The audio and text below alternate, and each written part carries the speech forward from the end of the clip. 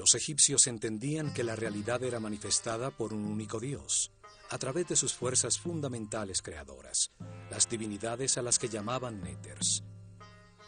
El mundo físico era dirigido por el faraón, que representaba el nivel de conciencia alcanzada por el hombre durante su reinado.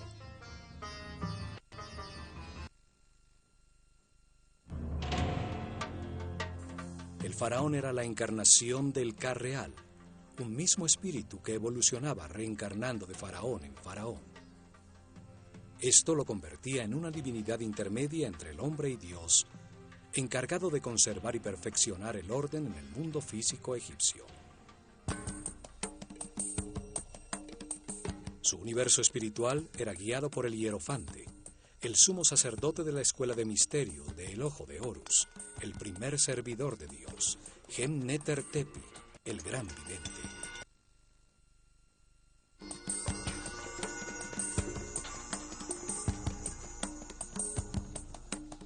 Su símbolo era una serpiente con 2 piernas y el disco solar en la cabeza, la imagen de la eternidad, la sabiduría y la regeneración física.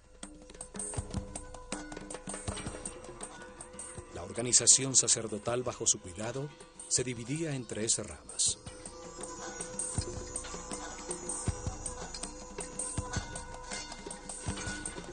La primera se encargaba del conocimiento verificado. Era dirigida por el más sabio de los sacerdotes. La segunda rama se encargaba del arte y los rituales. La tercera rama era la encargada de la administración de los templos.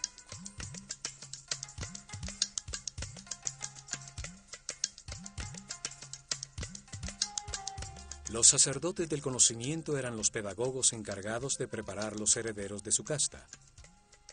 Ellos transmitían las verdades heredadas desde los orígenes de la escuela de misterios en la desaparecida civilización atlante. Verdades ya verificadas sobre el funcionamiento del universo. El conocimiento en el mundo egipcio era transmitido exclusivamente a los iniciados de la escuela, que demostraban con pruebas y actitudes ante la vida que podían recibir la sabiduría y no hacer mal uso de ella. La revelación es el verbo. Eran llamados Hri Habet, o sacerdotes del conocimiento. Ellos enseñaban el lenguaje simbólico, la escritura, las matemáticas, la astronomía y el control de las fuerzas fundamentales. A esta rama pertenecían los Kabirim, los medidores del cielo, que registraban en todos los templos la bóveda celeste, fijando a través de las estrellas el momento exacto de los rituales diarios, de los festivales anuales, el cambio que anunciaba el final de una era y el comienzo de otra.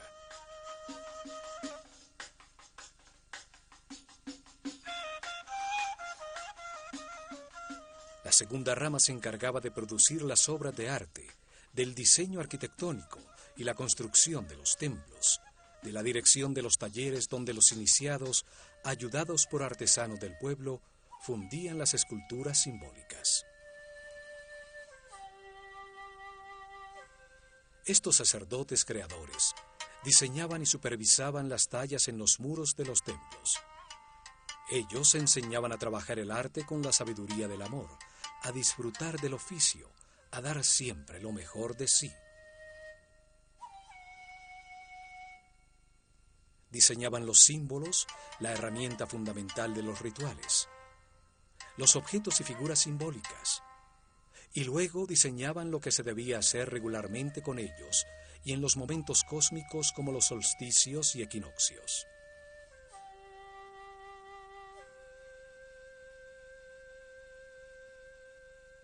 Diseñaban los rituales, lo que debía percibirse a través de las sensaciones en un recorrido espacial sin intervención de la razón. Las acciones necesarias para producir seguridad en el pueblo y generar una energía especial en los participantes. El ritual inducía a los sacerdotes de la escuela de misterios de El Ojo de Horus de autoridad ante el pueblo, utilizando el control de lo intuitivo, de lo que percibía un ser humano sin importar su preparación o su nivel de conciencia. Diseñaron cuidadosamente qué percibían los participantes. Los sonidos, las palabras, los olores asociados como el incienso, sus cabezas rapadas y sus blancos vestidos que denotaban limpieza, los collares de flores y las barcas doradas en las que cargaban los símbolos de su relación con Dios.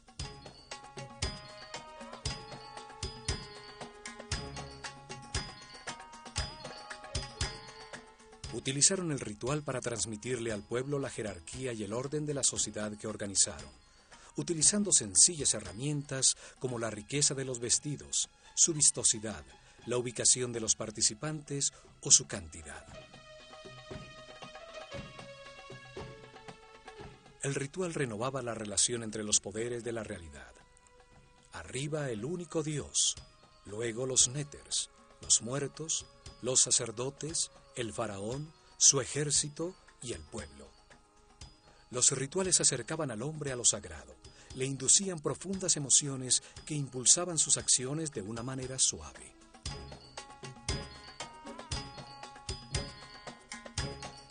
La tercera rama administraba el día a día en todos los templos. Organizaban los cultivos, el recibo de los suministros, la preparación de las comidas, la limpieza de todos los recintos en una sociedad comunitaria. Utilizaban en su base un grupo de sacerdotes temporales llamados los Wab, los puros, hombres del pueblo que durante un mes al año servían en los templos, haciendo las labores diarias menores para luego retornar a sus actividades habituales.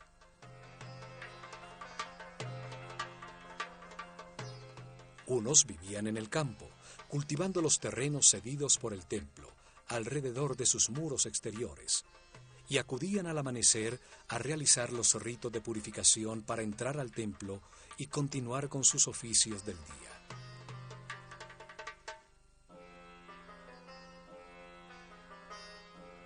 Otros vivían en el pueblo alrededor del templo y trabajaban el resto de su tiempo en la administración estatal. Carpinteros, obreros y albañiles reparaban y ampliaban al templo siguiendo esta modalidad de trabajo temporal rotativo.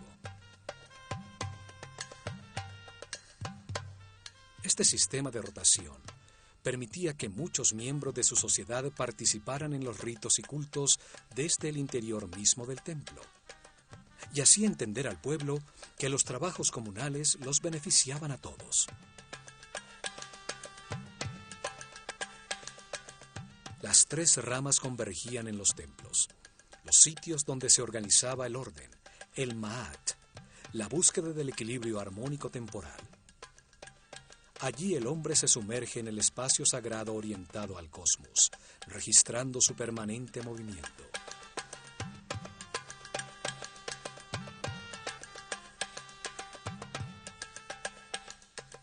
El templo era el instrumento para preservar el orden. No era un mundo creado para la salvación del alma.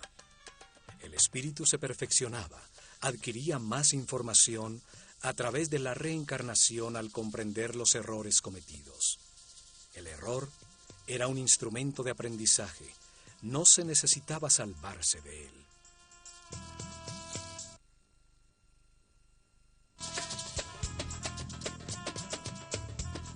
El templo era el sitio donde se encontraban las dos fuerzas fundamentales, la fuerza del caos y la fuerza del orden. Allí se lograba el equilibrio necesario, la armonía que conduce al perfeccionamiento de todos los individuos de su sociedad.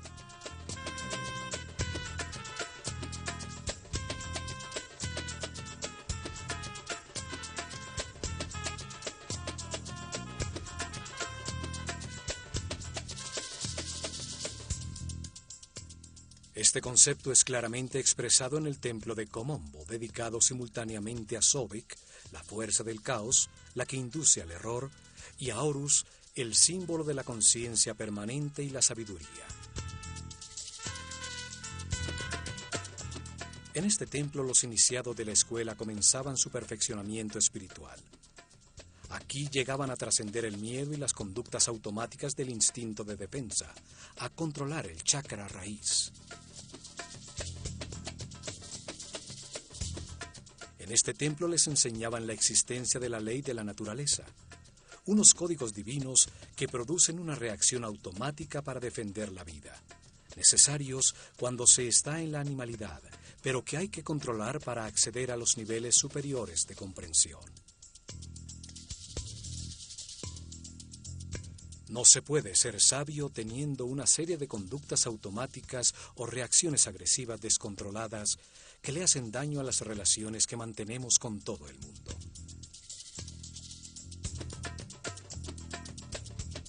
El primer nivel de comprensión terminaba cuando comprendían que la vida es eterna, que la muerte es una puerta en el proceso de reencarnaciones, cuando controlaban las reacciones automáticas de agredir para defender su vida.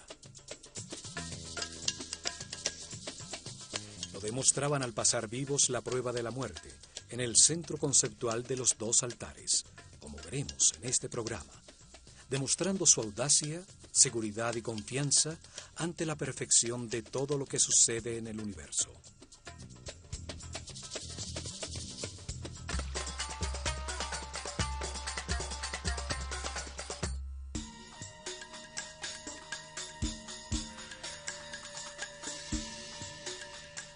El templo de Komombo estaba dedicado a dar gracias por la dualidad existente en el universo que permite al hombre equivocarse y sus decisiones para producir comprensión y perfeccionamiento espiritual.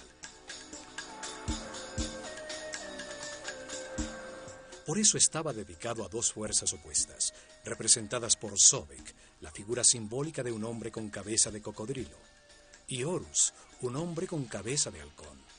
El ignorante y el sabio, el inocente y el que todo lo ha aprendido de tanto equivocarse a lo largo de 700 reencarnaciones.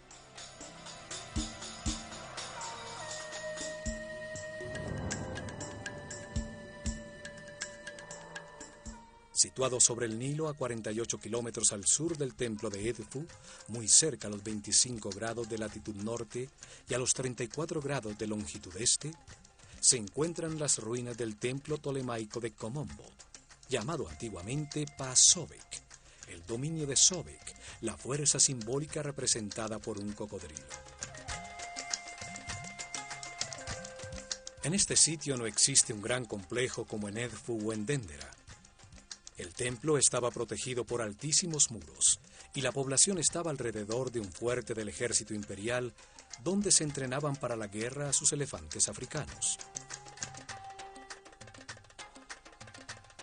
Allí, desde tiempos muy antiguos, a un lado del desaparecido fuerte, existió un templo dedicado a honrar la polaridad, la dualidad de todo en este mundo. Durante las dinastías tolemaicas, el templo fue reconstruido y son sus ruinas las que llegan hasta nuestro tiempo. Komombo estaba orientado 43.5 grados al sureste, hacia la estrella Alfa Centauri, una estrella de la bóveda sur que anunciaba la salida del sol en el equinoccio de otoño.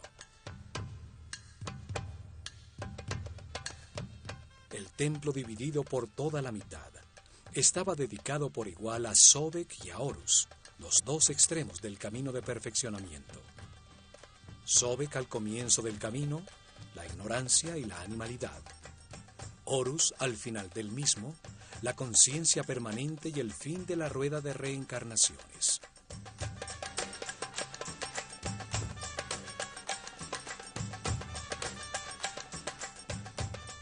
Al frente, un patio descubierto, conformado por las ruinas de las 16 columnas de un sombreado corredor cubierto.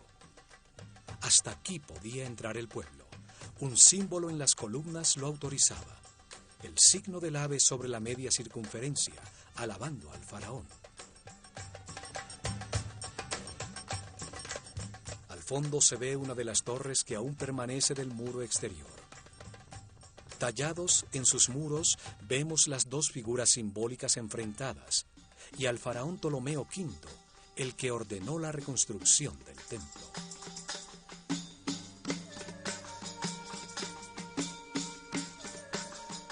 La fachada principal tiene dos accesos simétricos, sobre los cuales el decorado dintel muestra el doble disco alado, rodeado de las serpientes que simbolizan la luz en medio de la dualidad. Un muro a media altura, como el existente en Edfu y en Dendera, enlaza a 4 altísimas columnas. Una quinta columna divide las 2 puertas. El pílono cerraba el patio descubierto, permitiendo a sus visitantes vislumbrar la fachada interna desde las 2 puertas simétricas.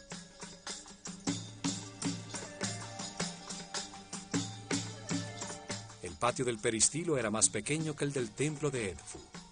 En la sombra de sus desaparecidos corredores se refugiaban del sol los iniciados de la Escuela de Misterios.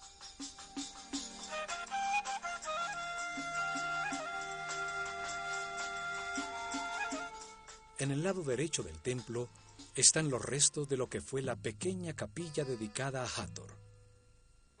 En su interior se conservan los restos momificados de algunos de los cocodrilos que eran mantenidos también en un laberinto de túneles llenos de agua bajo el templo.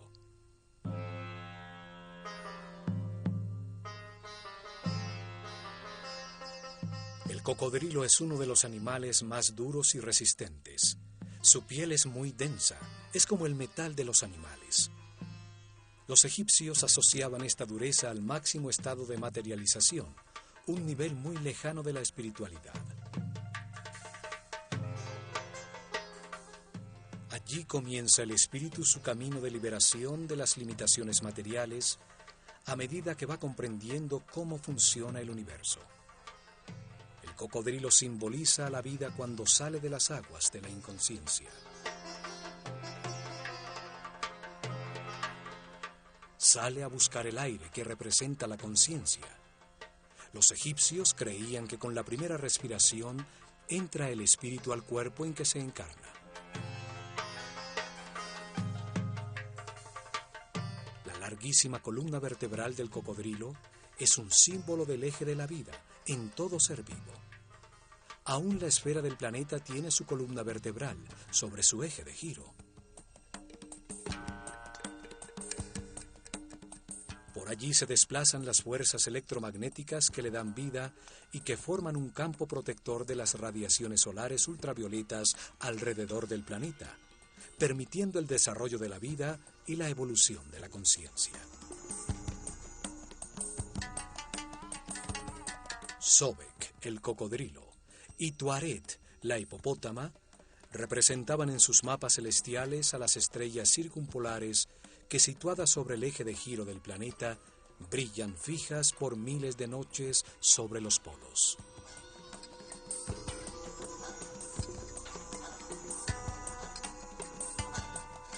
Los 2 animales se mantienen sumergidos en las aguas, reinan en la oscuridad, saliendo ocasionalmente a la superficie en busca de aire para respirar.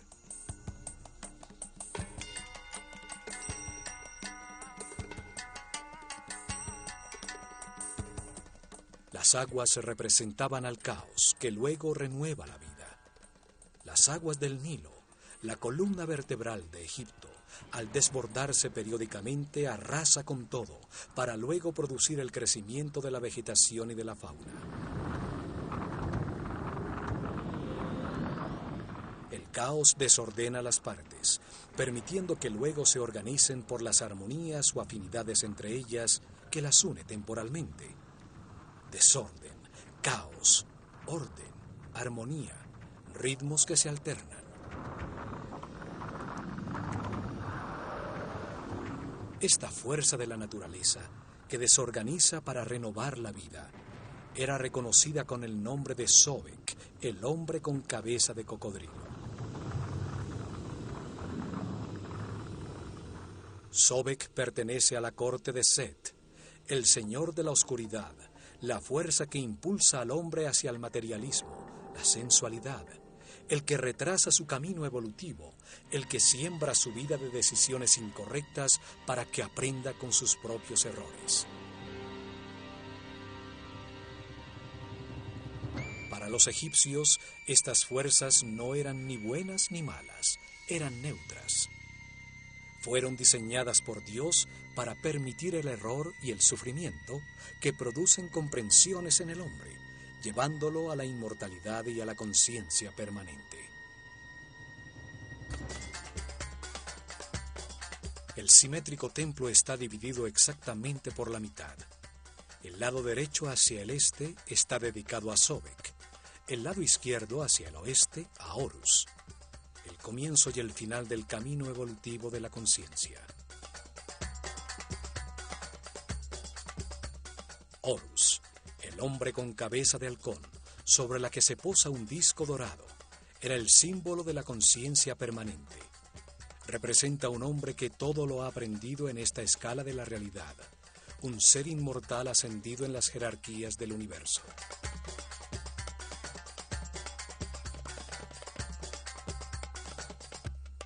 Se encuentra al final del camino de perfeccionamiento, cuando el hombre se convierte en un maestro ascendido, un iluminado que se dedicará a otras misiones en el universo.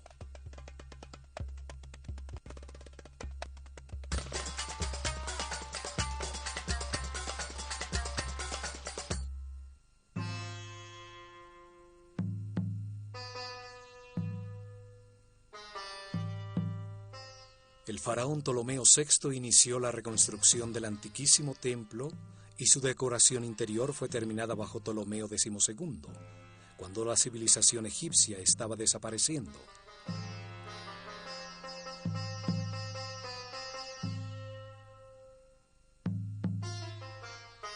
Al cruzar la fachada de las 5 columnas con sus muros intercalados hasta media altura, se accede al salón común a Sobek y a Horus, el llamado Casa de la Vida.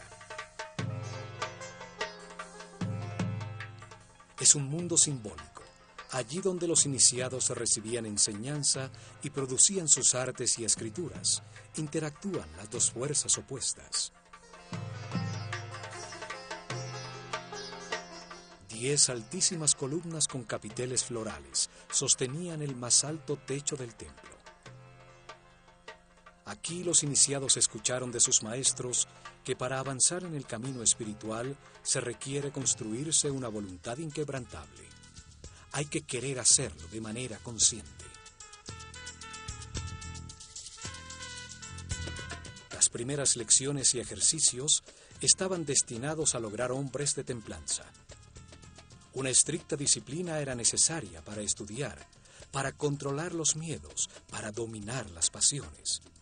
Poder hacer y abstenerse es doble poder.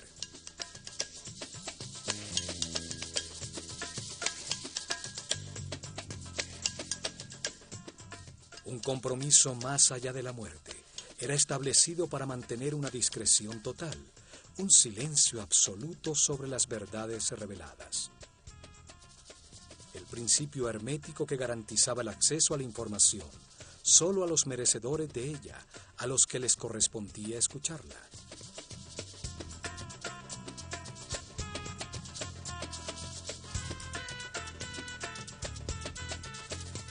Se les revelaba que cuando aún no existe la conciencia y el libre albedrío, se necesitan los instintos, las conductas y reacciones automáticas.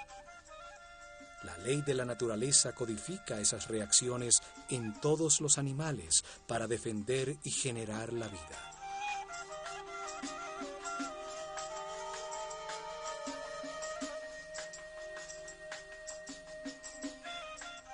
Pero cuando se nace como un ser humano y se quiere abandonar la animalidad original, hay que tomar control y conciencia. Ceder a las fuerzas de la naturaleza es seguir la corriente colectiva. Solo se obtiene el conocimiento y se evoluciona individualmente.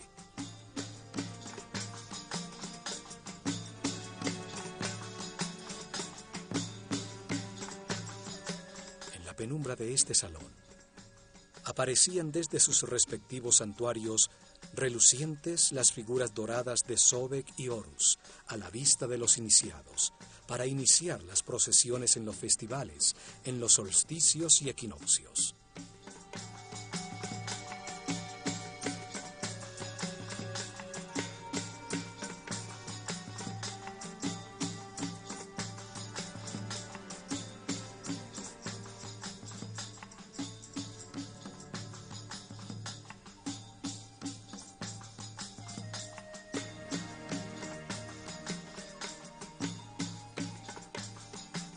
La La decoración de sus muros es ceremonial. El faraón es bendecido por Sekhmet y Horus del lado derecho y por Isis y Tod del lado izquierdo.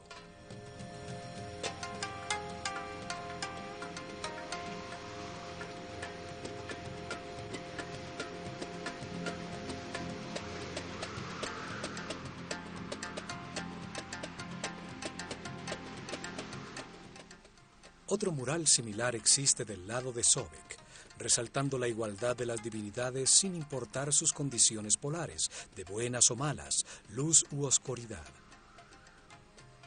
Las fuerzas opuestas existen para moldear la conciencia del hombre, para que aprenda con el resultado de sus propias decisiones.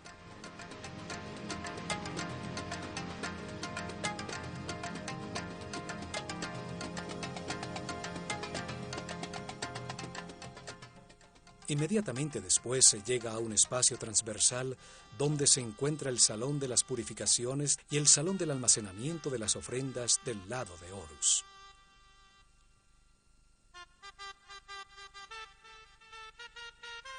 Antes de la salida del sol, los sacerdotes se bañaban en las aguas del pozo o del lago sagrado del templo, recibían el humo del incienso y mascaban natrón, una especie de sal, en un ritual diario de purificación.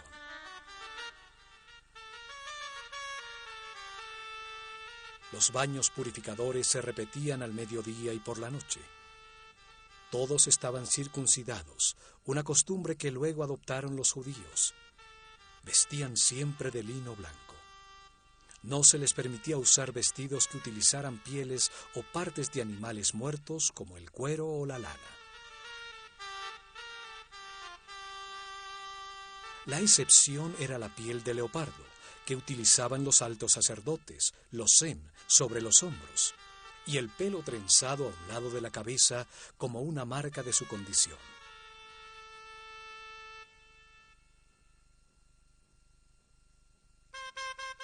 En el lado izquierdo del templo existe un profundo pozo con una escalera que se sumergía bajo el agua del Nilo. Allí, en este pozo, los sacerdotes realizaban sus purificaciones matinales.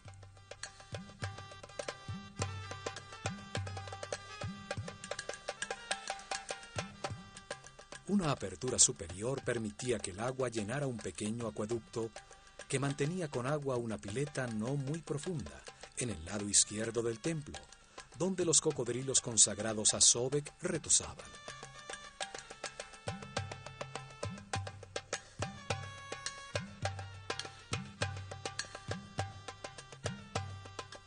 El pozo del agua servía también como nilómetro. Sus escalones servían para medir durante años los niveles del río y así predecir las inundaciones venideras.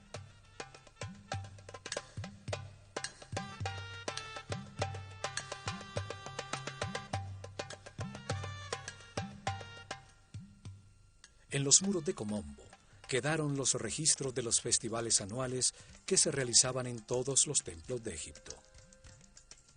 Las procesiones rituales que llevaban las figuras simbólicas por el río de un templo al otro, mientras el pueblo con collares de flores cantaba y bailaba.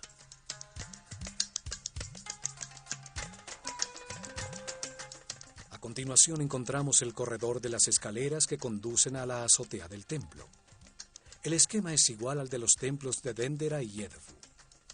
Una escalera caracol a un lado y la recta escalera dentro del muro en el otro.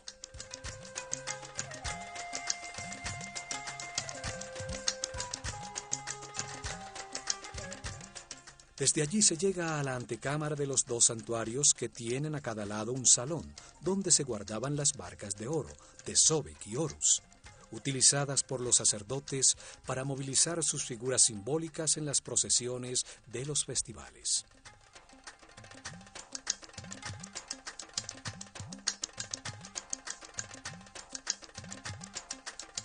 Aquí existe un bajo relieve mural donde aparece Ptolomeo con su esposa Cleopatra en la presencia de Horus y Sobek.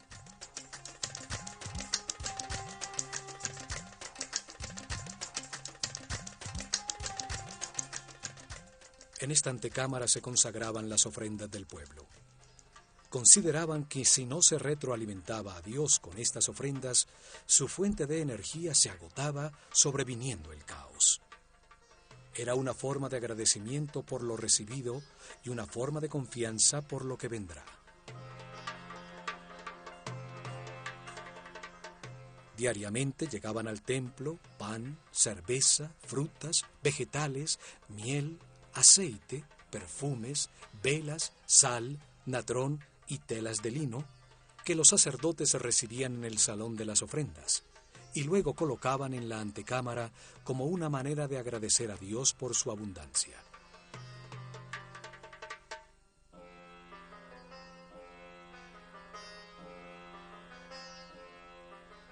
El pueblo acudía con una parte de la producción de las tierras que explotaban, propiedad del templo, y el templo entregaba a cambio estabilidad, prosperidad, salud, gozo, vida y orden.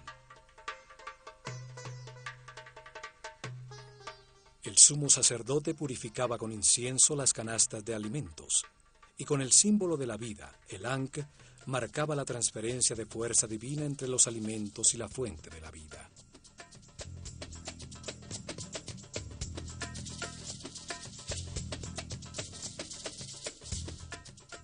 Una vez consagradas las canastas con los alimentos, eran llevadas al exterior de la casa de la vida, al patio de los peristilos, donde se distribuía entre todos los habitantes del complejo religioso.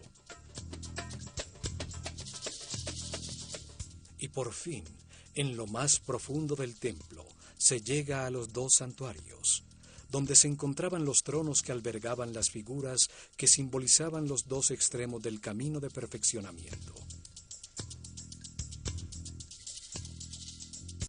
Los rayos del sol daban la oscuridad, permitiendo al sumo sacerdote del misticismo abrir las puertas del santuario y prender incienso en su interior.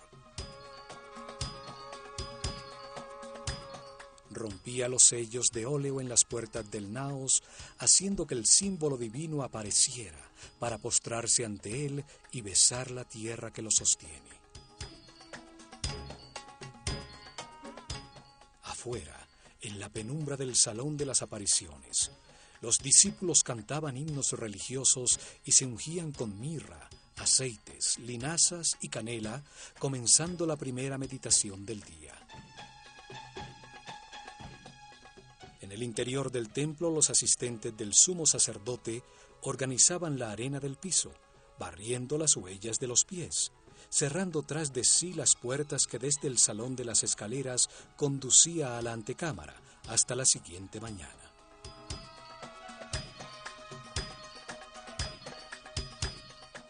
En el centro simbólico de las fuerzas opuestas, entre los dos santuarios, se encuentran los restos de un muro doble. En su interior quedaba un espacio secreto. Al lado derecho de este espacio se encontraba el santuario de la luz, y al lado izquierdo el de la oscuridad.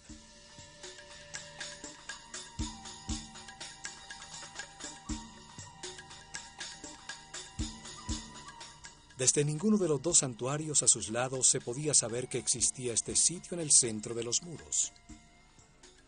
En este espacio mantenido lleno de agua hasta su parte superior, con acceso desde la azotea del templo, era donde los iniciados tenían que pasar la prueba de la muerte. Durante meses los iniciados recibieron información sobre los 4 miedos básicos: el miedo a perder, el miedo a enfrentar, el miedo al abandono y el miedo a la muerte. Entendieron que el miedo produce una reacción psicosomática, una reacción neurohormonal automática. Esta reacción se manifiesta en un desasosiego, un aumento de la frecuencia cardíaca y de la respiración. Se bloquea la razón y se produce un deseo de agredir o de huir. Todas reacciones automáticas descontroladas que producen una pérdida de la paz interior y de la energía vital.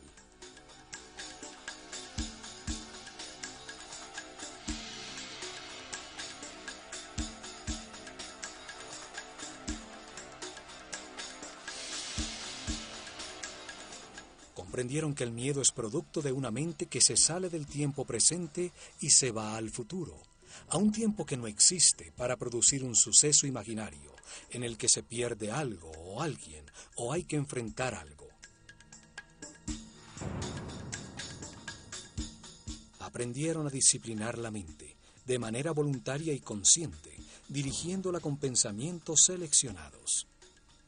Aprendieron a conservarla siempre en el tiempo presente, el único en el que se puede decidir y actuar.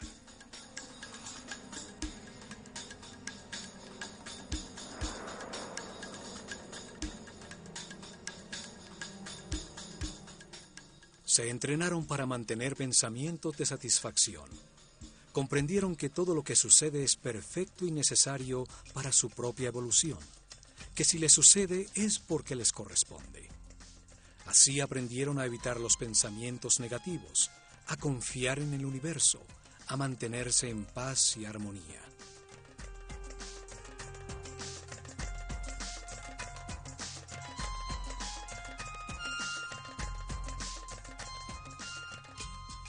Hasta que sus maestros determinaban que era el momento de probar lo aprendido, lo ejercitado durante meses, se realizaba entonces una ceremonia individual en un salón descubierto en la azotea de este templo, frente a un rectángulo de oscura agua en el piso.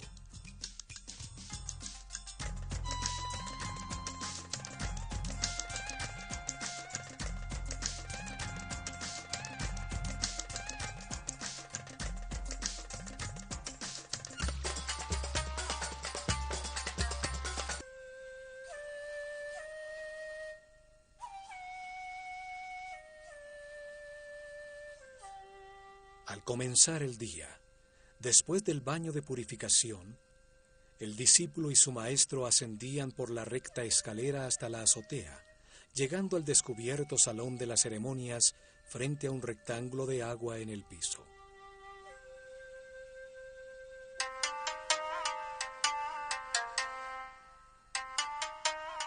Su entrenamiento lo había preparado para ser cuidadoso y consciente en todas las situaciones desconocidas, una condición necesaria para sumergirse en el laberíntico canal lleno de agua y encontrar una salida sin ahogarse.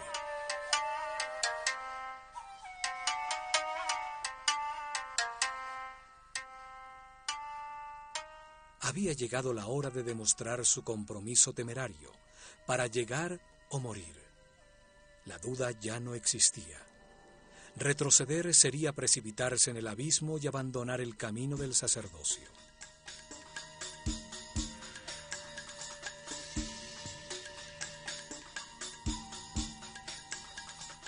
Con una bocanada de aire, el símbolo del espíritu y de la conciencia, se sumergían en una especie de túnel vertical con salientes como de laberinto que estrechaban el paso.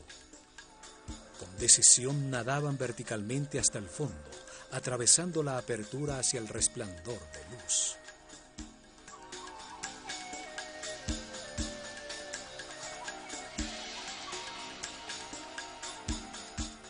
Se encontraban en un estrecho tanque, donde se veía la silueta recortada contra la luz del sol de un enorme cocodrilo.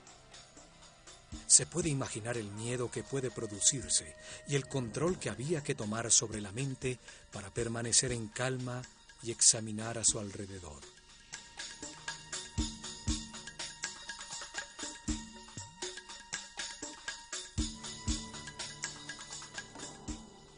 Solo así podía ver que en el fondo del tanque había una puerta muy oscura. Convencido que era más prudente eludir los cocodrilos, con fuerza se introduciría en el estrecho túnel. Muchas brazadas, y mientras el tiempo llegaría a un tubo vertical.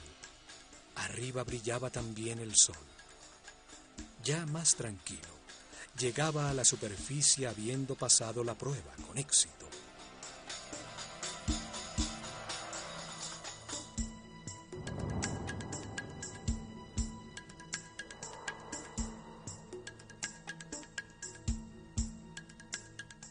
Pero algunos, presa del pánico o en un estado de arrojo irracional, habían emergido rápidamente al lado del cocodrilo, que era mantenido muy alimentado para evitar que atacara, para enterarse que habían fallado la prueba, que la salida no se encontraba pasando al lado de la bestia.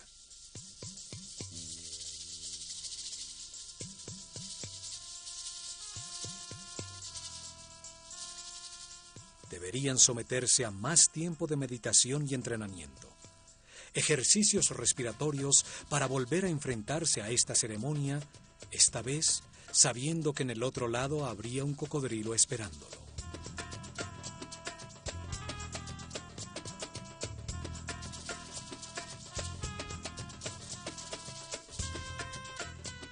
Después de los santuarios con el tanque central de prueba, sobre un segundo corredor perimetral se encuentran 6 capillas, 3 a cada lado de un espacio central con la escalera que conducía a la azotea del templo. En sus muros se encuentran bellísimas tallas de las divinidades y el faraón, que siempre representa a toda la humanidad.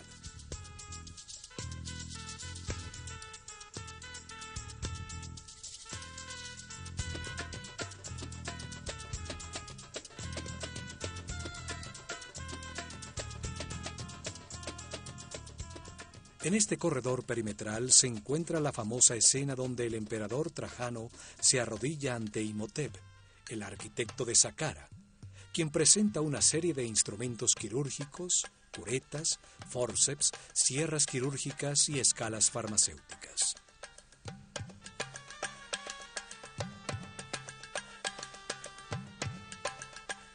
Hasta aquí acudían los enfermos en busca de ayuda y tratamiento para sus males. Muchas de las figuras talladas presentan una muestra de su fervor, pues el roce de miles de manos sobre sus formas sagradas gastaron la roca.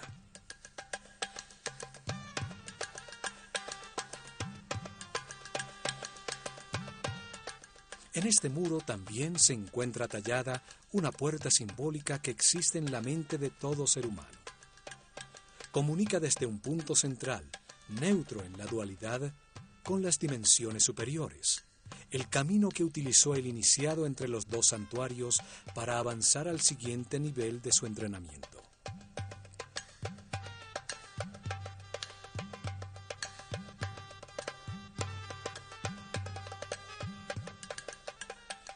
Al lado izquierdo se encuentra Sobek, con una vara rematada por la figura de un león, el más perfecto de los animales, y a la derecha Horus, con un cuchillo con piernas humanas, símbolo del camino de sufrimiento y autocontrol de todo ser humano para llegar a la condición de maestro ascendido.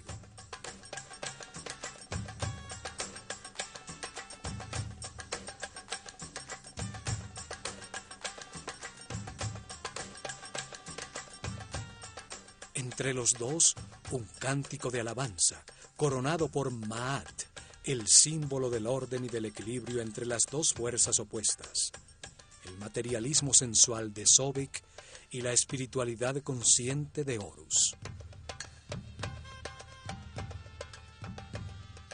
Maat, el orden, sostiene el cielo, y a su alrededor se encuentran las figuras repetidas sobre sí mismas que simbolizan el movimiento de los 4 vientos, el león, el halcón, el toro y la serpiente de muchas cabezas, las fuerzas del destino al que está sometido todo hombre.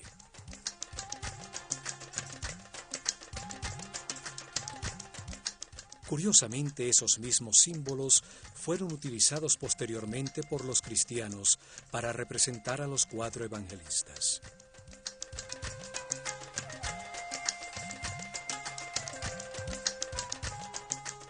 El diseño simbólico de este templo, dividido simétricamente entre la luz y la oscuridad, donde los iniciados demostraban el control de su miedo a la muerte al atravesar por un punto centro, neutro, en medio de la polaridad, deja muchas enseñanzas.